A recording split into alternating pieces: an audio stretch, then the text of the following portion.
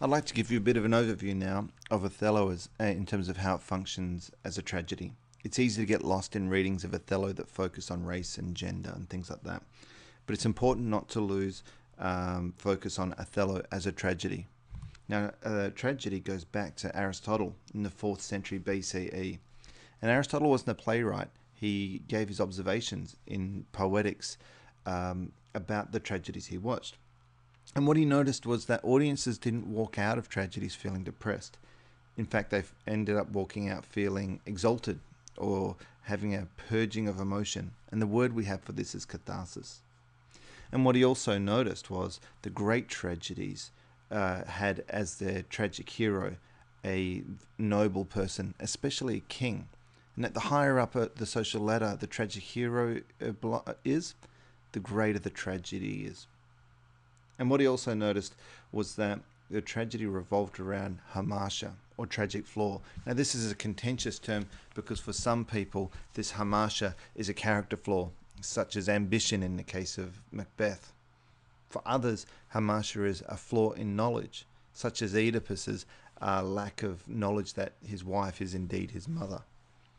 Sophocles, Euripides, Aeschylus, they're three of the great names of Greek tragedy, but there's a warning here. And that is that Aristotle and the Greek playwrights did not directly influence the tragedies of medieval or Elizabethan England. That belongs to the Roman writer Seneca, who was writing in the 1st century of the Common Era, and he wrote tragedies of blood. Sure, he borrowed subjects from the Greeks, but it's through him that the principles of Greek tragedy was transmitted to the Elizabethans. His plays are characterized by revenge, ghosts, mutilation, and carnage.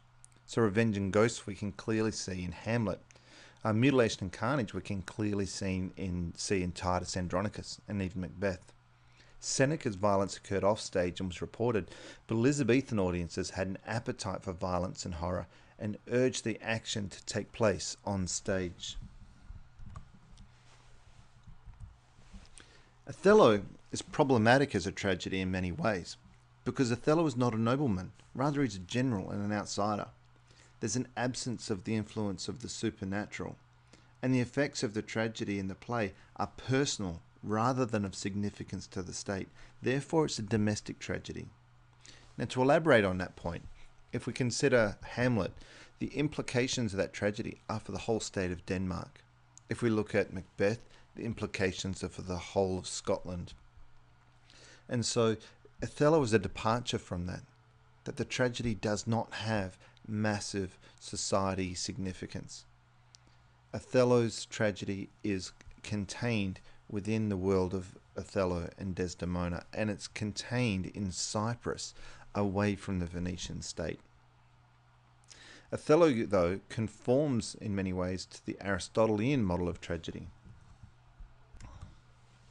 The structure of the play follows more closely with Aristotle's, and Othello as a tragic hero captures the notion of hamartia in its sense of the flaw being a lack of knowledge. Now we can give some credit here to the critic A.C. Bradley in 1904, who really rescued the reputation of Othello as a tragic hero. Othello was not widely regarded as one of Shakespeare's great tragedies. Critics tended to look at King Lear, Hamlet, Macbeth as the great tragedies. But A.C. Bradley held that Othello was a greater tragic hero than either of Hamlet, Macbeth, or King Lear, and that the poetry of his speeches was far greater than those of the other tragic heroes. And so what we can see here is that on the one hand, Othello conforms quite well to the Aristotelian model, but it still is somewhat problematic because of the selection of someone other than a nobleman. Now, in the 300 to 400 years after Shakespeare, this kind of domestic tragedy became commonplace, with Henrik Ibsen in the 19th century and Arthur Miller's Death of a Salesman in the 20th century. But in the 17th century, this kind of tragedy was unusual. Now, while comedies encourage us to laugh at the foibles of humanity, tragedies focus us on the darker side of human nature. Tragedy was the artistic pinnacle of Elizabethan theatre.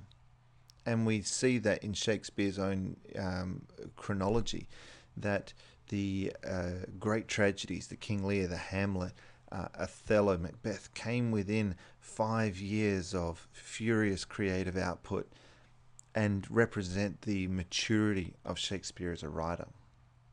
The ideas that emerge remain relevant today because many of them are universal. However, the conclusions we arrive at change because the cultural baggage we bring to the play changes. And so just to elaborate on that point, early critics of Othello suggested that one of the main ideas or themes that emerge out of the play is a warning to young maids of quality not to marry blackamoors. And that's paraphrasing Thomas Reimer, one of the earliest critics. And that sentiment was echoed for some time afterwards. Indeed, the first black man ever to appear on stage as Othello in the 19th century was roundly attacked by the London media for being a black actor on stage. Yet in the 20th century, values have changed, and what we see now is a defense of Othello as a victim of the racism of the society in which he inhabits. And we can see parallels there with Merchant of Venice. Early readings of Merchant of Venice hold that Shylock is a vicious Jew. Yet in the 20th century, we see Shylock also as a victim sent mad by a racist society. In other words, there are many readings to be applied to Othello, and that's to be considered at all times. And through these readings, there's some contested ground to be looked at. How to read texts such as Othello is hotly contested and is divisive in academic circles. New criticism, which basically framed a lot of the literary theory for 30 years in the middle of the 20th century and still has echoes today, would apply a reading of the play by looking at the complex interactions and ambiguities that arise in the language of the play. Meanings found in the play itself and not in an analysis of its sources, context, and authorial biography. So one of the great names in that is a man called F.R. Leavis, and his influence on literary theory is still felt today in the study of literature, particularly in high schools.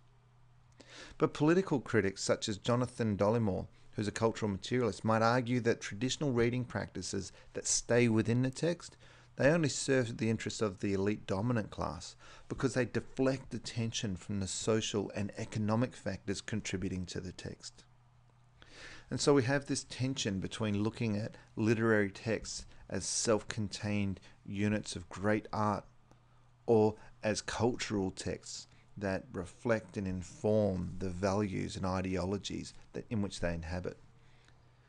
And so what this tells us is that Shakespeare, despite writing over 400 years ago, is still evolving, and our reading of him is still changing because the position we are coming from is consistently changing. And so I hope this helps you get a bit of an understanding of how Othello works as a tragedy and gives you some interesting insights that you can apply to consider the differing perspectives of Othello even as a tragedy.